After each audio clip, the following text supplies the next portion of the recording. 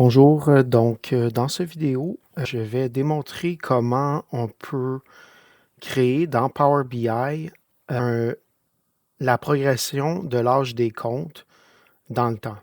Donc, pour une mise en contexte, une des besoins que j'ai vus dans à peu près toutes les organisations, c'est de pouvoir analyser le, la composition des comptes recevables, ou ça peut être aussi des comptes payables, mais souvent c'est les comptes recevables qui sont vraiment là, qui ont plus d'attention. Et donc, la plupart des programmes ERP vont avoir des rapports out of the box qui vont donner la composition d'un âge de compte à un moment donné. Par contre, le besoin souvent, c'est de voir la progression de l'âge des comptes dans le temps. Donc, ça peut être de savoir c'est quoi les clients qui sont en retard, c'est quoi les marchés qui génèrent le plus de comptes à recevoir. Et aussi, plus important, c'est quoi l'âge des comptes. Donc, combien sont dans le 30 à 60, dans le 90 jours et plus, et ainsi de suite. Et, et de voir cette progression-là dans le temps, c'est souvent ce qui manque ou ce qui est le plus compliqué à obtenir. Souvent, c'est fait de façon très manuelle, puis c'est complexe à générer. Donc, dans la vidéo aujourd'hui, ce que je vais montrer, c'est en utilisant SQL, comment qu'on peut faire créer cette progression dans le temps. Et ensuite, dans la deuxième vidéo, je vais montrer comment qu'on peut faire un dashboard dans Power BI avec ce SQL-là. Donc, moi, j'ai choisi d'utiliser SQL pour créer un rapport comme ça. Je sais qu'il y a d'autres techniques, il y en a qui utilisent, qui font tout à l'intérieur de Power BI. Par contre, je trouve que c'est extrêmement complexe, extrêmement laborieux de le faire complètement dans Power BI. Donc moi, je vais plus avec le SQL qui est aussi qui a un lot de complexité, mais je trouve que c'est plus facile. Donc, pour faire cette vidéo-là, j'utilise un dataset que j'ai moi-même créé. OK, donc c'est des données qui sont relativement standards dans toutes les ERP. Donc, on va avoir une table avec les factures de vente. Donc, ici, j'ai un, je vais le marquer, je vais toutes les mettre. J'ai en tout, j'ai 1000 factures de vente que j'ai générées aléatoirement. Donc, celles-ci ont des produits et des quantités et des prix unitaires, un prix total et une date de facturation. Et j'ai aussi une autre table qui, elle, a les chèques reçus pour payer ces différentes factures-là. Donc, également associé avec la table de facture de vente. Donc, ça, c'est aussi des données qui sont standards dans à peu près tous les systèmes ERP. Donc, si j'ai la facture qui est payée, la transaction, bon, le numéro de chèque et le montant payé. Et ici, ça me dit le nombre de jours que depuis la facture pour avoir reçu le paiement. Donc, avec principalement ces deux tables de faits, je vais être capable de créer mon âge des comptes dans le temps. Donc, je vais m'ouvrir une nouvelle fenêtre. Et la première étape, donc la façon que je vais construire mon SQL, ça va être en utilisant des CTE. Probablement que le SQL que je vais faire aujourd'hui pourrait être optimisé. Le dataset que j'utilise est relativement petit comparé à d'autres systèmes, là, des systèmes de production.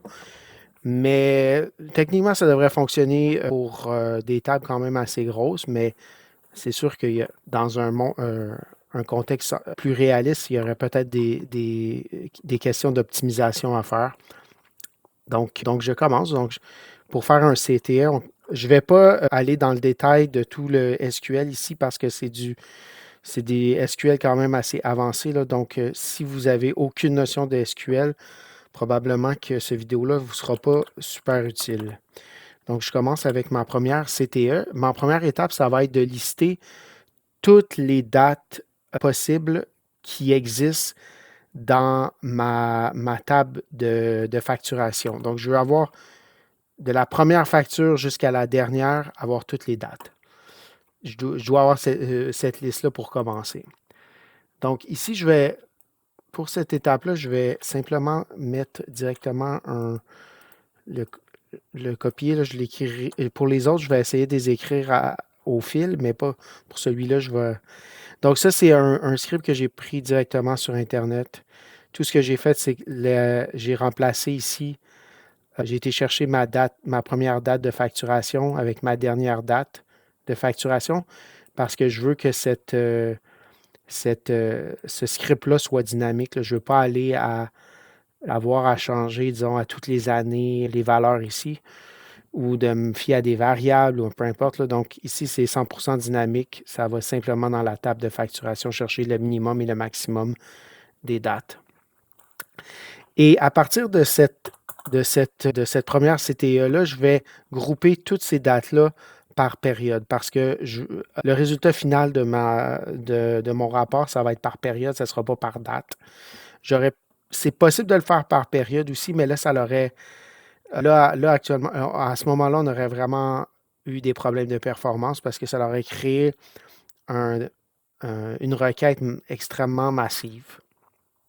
Donc, je vais appeler cette deuxième CTE-là période list et je vais tout simplement faire un distinct sur le résultat de ma première CTE et je vais formater les dates que j'ai ici. Donc, my date. Et le format que je donne, c'est celui-là ici. Donc, j'utilise toujours le P comme séparateur entre les années puis les mois. Pour la simple raison que souvent, ces données-là finissent dans Excel. Et le P permet de garder le format de période en texte. Alors que les autres formats, souvent, Excel tente de les convertir en date et c'est pas ça que je veux. C'est jamais ça que je veux et ça crée toutes sortes de problèmes à régler avec Excel. Comme ça, pas de problème, j'ai pas à me poser de questions. Donc là, ici, je vais appeler ce champ-là comme ça. Puis je fais référence à ma première CTE. Donc, ma deuxième CTE est terminée. Donc là, ici, je peux voir le résultat, qu'est-ce que ça me donne. Donc, donc là, ici, vous voyez, j'ai toutes les périodes. J'ai 78 périodes en tout. Et ça, c'est comme je disais tantôt, c'est dynamique avec la table de facturation. OK, donc là, maintenant que j'ai cette table-là, maintenant, ce que je vais faire, c'est que je vais lister toutes mes facturations par période. Je vais les grouper par période, donc je vais summariser ma table de facturation. Donc, je vais appeler celui-là Invoice Période. Là, j'ouvre ma troisième CTE. Et là, ici, je fais tout simplement un select très simple. Qui fait référence à ma table Invoice ici. Puis je vais donner un alias à cette table-là, comme ça. Donc, Invoice Number, que je vais aussi, oui, effectivement, il faut que je le formate comme ma table. Vous allez voir après pourquoi j'ai listé toutes les périodes. Ça va faire du sens. Je vais expliquer ça plus tard dans la vidéo. Donc ici, je vais aussi l'appeler celle-là Transact. Je vais garder le même nom. Ces deux champs-là vont faire référence l'un à l'autre. Ensuite, je vais prendre... ah oui, j'ai oublié je vais prendre le Invoice Number. Je vais l'appeler Document Number ici. OK. Et finalement, je vais prendre mes totals de vente. Donc, je vais faire la somme. OK, je vais le mettre ici. Et à la fin, je fais mon groupe by ici avec ces deux champs-là. Pas d'alias. OK. Donc là, j'ai période. OK. Ici, j'ai ma troisième CTE. Ensuite, je vais faire la même chose, mais pour mes paiements. Donc, exactement le même format. Donc, je vais appeler cela Cash Receipts Period. Et ici, donc là, je fais mon même chose, je fais mon Select. Et je vais grouper toutes mes factures payées par période. Donc ici, je fais CR, mon alias document number, CR transaction date, que je vais convertir en période. Donc, je vais l'appeler lui aussi transaction period. Et finalement, les montants payés. Donc, je fais mon somme ici comme ça. OK. Et un groupe by comme ça. Donc, troisième CTE. Donc là, je peux juste peut-être faire un petit test juste pour voir si tout est comme il faut. Donc, je peux... OK, donc là, il semble avoir un problème. OK, il y a un problème ici. Donc, OK. Donc ici, j'ai pas pris le bon CG. J'ai besoin c'est besoin d'être une date. Donc, c'est invoice date ici. Donc là, maintenant, OK. Donc, j'ai besoin de ça comme ça aussi dans le groupe by. Donc là, maintenant, ça fonctionne pour les deux CTE. OK. Donc là, prochaine étape que j'ai besoin, c'est d'avoir toutes les combinaisons de factures et de périodes possibles. Donc, chaque facture, j'ai 1000 factures, j'ai 78 périodes. Donc, je vais avoir une CTE qui va me générer 78 000 lignes. C'est important parce que c'est comme ça qu'on va pouvoir recréer l'historique de chacune des factures dans le temps. Donc, pour ce faire, je vais utiliser une jointure qui s'appelle cross joint. Donc, ici, je vais appeler cette CTE-là doc période combination. OK, donc là, ici, je vais faire un select. Puis là, je vais faire from. Je vais utiliser la table invoice pour faire ça parce que la table, je sais que chaque période que je vais avoir besoin est une période de facturation et non une période où j'ai reçu un paiement. Donc là, je vais utiliser la CTE période et je vais faire une jointure cross-join. Donc, les cross-join, c'est des fois, ça peut être dangereux dans le sens que ça peut créer des requêtes énormes. Mais dans ce cas-là, je sais que je m'attends à voir mes 78 000 lignes, donc je suis confiant qu'il n'y aura pas de problème. Et je vais y aller avec ma période liste, qui est la liste de toutes les périodes qui sont actives dans mon système. Et là, je vais donner des alias, donc IP et PL.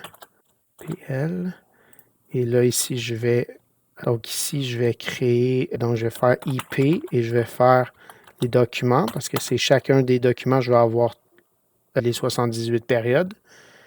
Et PL, je vais faire transact période. Et à ça, je vais faire un groupe by parce que c'est possible qu'il y ait deux documents, qu'un document se retrouve dans deux périodes. Donc, il pourrait y avoir plusieurs documents dans deux périodes. Oui, c'est ça. Donc, ça créerait des duplications à ce moment-là. Donc là, je vais faire group by, mais je veux juste un document par période. Et je fais juste un group by comme ça. Comme ça, je m'assure qu'il n'y a pas de duplicate. Je vais indenter ça un peu. Donc là, je ferme ma CTA et puis là, je peux aller voir qu'est-ce que ça me donne. Donc, je fais simplement select étoile comme ça. Et là, oui, j'ai mes 78 000, 8 000 lignes. Bon, parfait. Je peux continuer. Donc là, maintenant, je suis prête à calculer. OK, là, je vais commencer par calculer toutes les factures, le solde des facturations pour chacune des périodes. Donc, si une facture est émise en P1, disons par exemple, bon là on voit ici, donc ici admettons que la facture, ok on va faire cet exemple-là, la facture 1 a été mise, là ici il faut comprendre que c'est pas parce que la date de facturation c'est le P1 2020 pour la facture 1, c'est simplement que toutes les combinaisons possibles se sont mises ensemble. Donc admettons que cette facture-là a été faite disons en 2025. Donc là, je voudrais voir nul jusqu'en 2025 et disons, elle est en P3. Donc, à partir de P3, je veux avoir ma facturation. C'est ça que je veux, le résultat que je veux à ce stade-ci. Donc, je vais créer, pour ce faire, je vais créer un... Et à partir de cette date-là, je veux que le résultat se répète jusqu'à la fin. Donc, pour ce faire, je vais utiliser ce qu'on appelle une Windows Function. Donc, je vais appeler cette CTE. On va commencer avec les factures. Donc, invoice 1. OK. Donc, ici, ce que je vais faire, là, je vais sélectionner, je vais faire référence à à ce résultat-là, donc à ce CTE-là. Donc, from a doc period combination. Et je vais faire un left join parce que je sais que je veux avoir toutes les périodes avec toutes les factures, mais je sais qu'il n'y a pas un résultat pour chacune de ces lignes-là. Mais donc, je veux garder un résultat nul s'il n'y a rien. Donc, je vais faire référence à ma invoice period ici que j'ai. OK, donc je vais l'appeler DPC et IP. Donc ici dans IP, donc je vais garder mes documents number de DPC.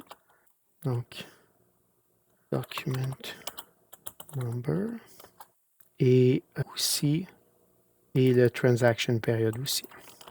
Oups. Et là, je veux avoir le montant. Le montant est dans IP. Donc le montant est dans IP et je vais faire amount. Donc le montant c'est sales amount. OK. Donc, on va juste commencer avec ça. On va aller voir qu'est-ce que ça donne. Là, je comprends pas pourquoi qui... Ah, j'ai oublié de mettre un select. C'est que j'avais pas d'intelligence. OK. Donc là, je vais fermer ça et je vais faire un... OK, donc left joint. Et là, je fais une jointure entre mon document number puis mon transact période. IP, donc on DPC document number égale IP document number n DPC transact period est égal à IP transact period. Puis là, je vais regarder le résultat. OK, donc là, ici, on voit que, bon, donc la période 2, c'est 2020 P1. Là, je peux descendre. J'ai toujours mes 78 000 lignes, et c'est vraiment le nombre de lignes que je m'attends. Là, on voit que cette facture-là a été émise en P12 de 2020 et ainsi de suite. Et bon, donc celle-là ici en P3 de 2023. Sauf que là, le résultat que je veux, c'est que je veux que la balance de cette facture-là, la balance, qu'est-ce qui a été facturé, se répète dans le futur. Je ne veux pas qu'il se répète avant, mais je veux qu'à partir de 2023, on sache que la facture 494 avait été émise et le solde doit se répéter jusqu'à la prochaine facture. Pour ça, on va utiliser ce qu'on appelle la Windows Function. Donc, ici, je vais expliquer comment que ça va fonctionner.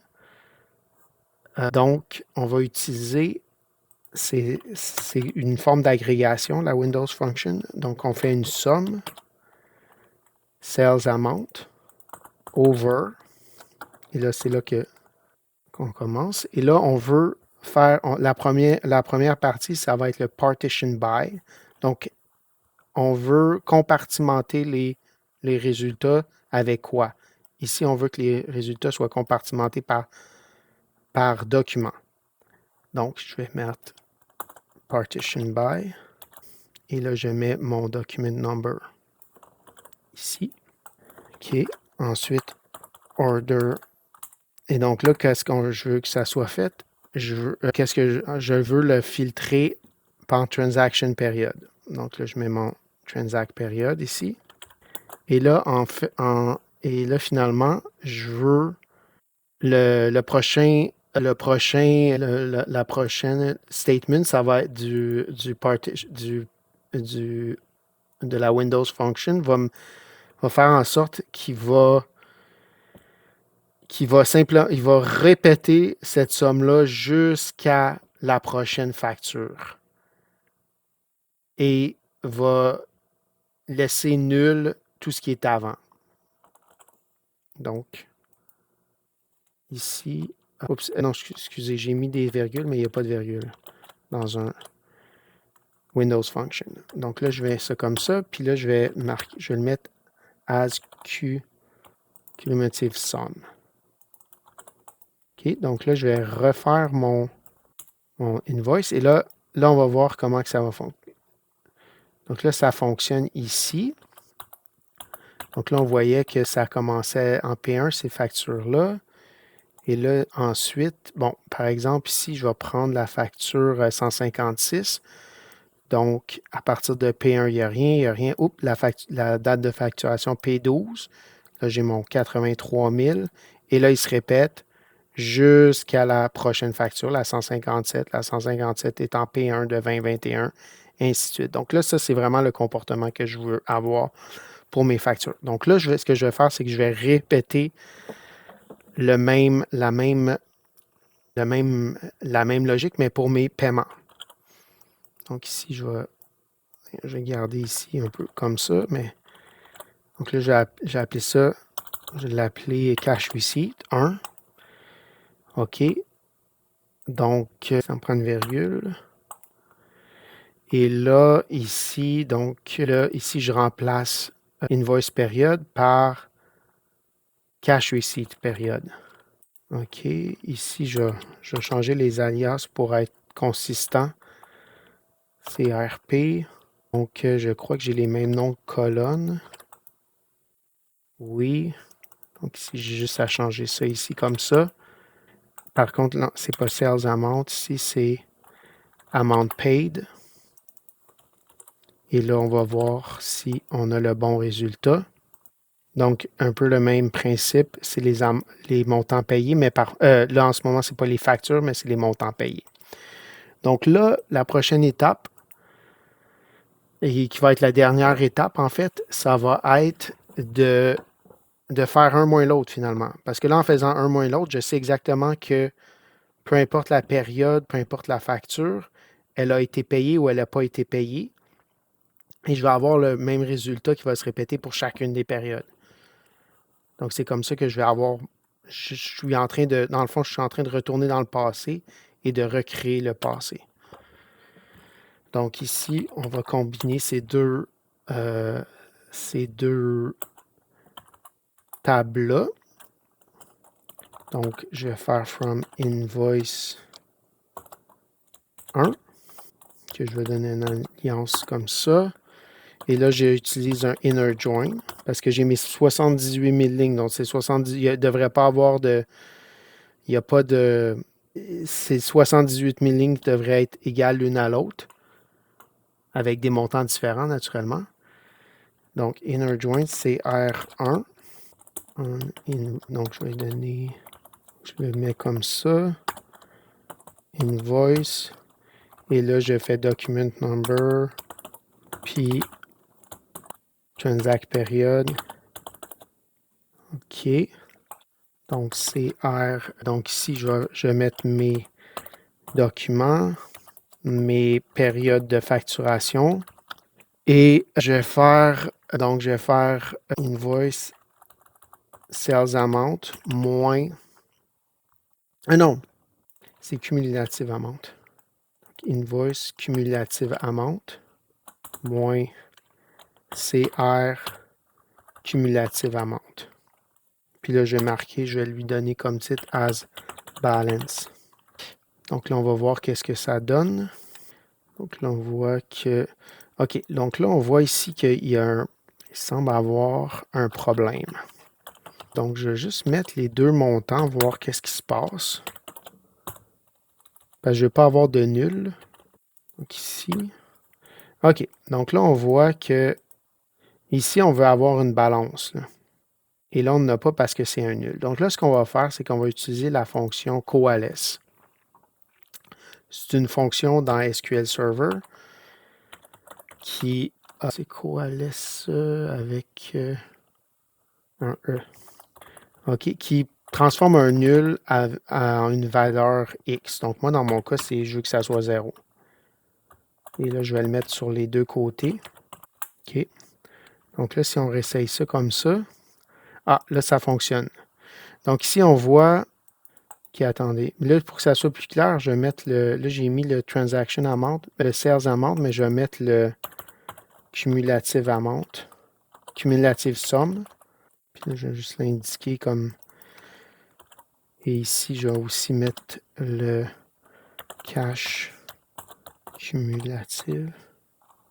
Donc, cash amount. OK. OK. Donc là, ici, bon, c'était nul, mais là, maintenant, on a la balance. Là, ici, puisqu'on a reçu le paiement à la deuxième période, tout est à 0. Donc, cette facture-là, on n'a aucune balance.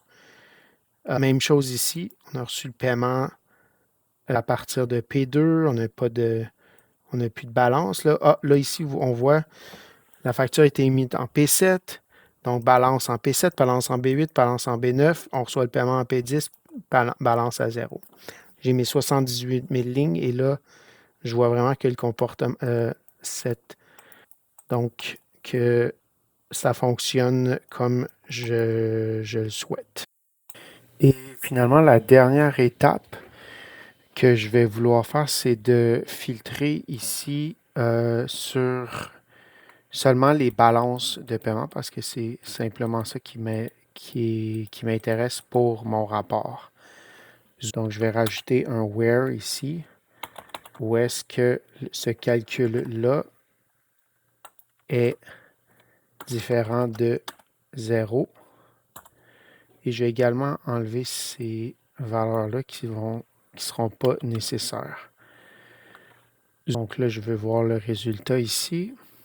Et là, j'ai simplement les balances de paiement. Donc, dans la prochaine vidéo, on va voir qu'on va rajouter une autre métrique qui est importante, c'est-à-dire le nombre de jours en retard. Et dans la troisième vidéo, on va intégrer tout ça à Power BI.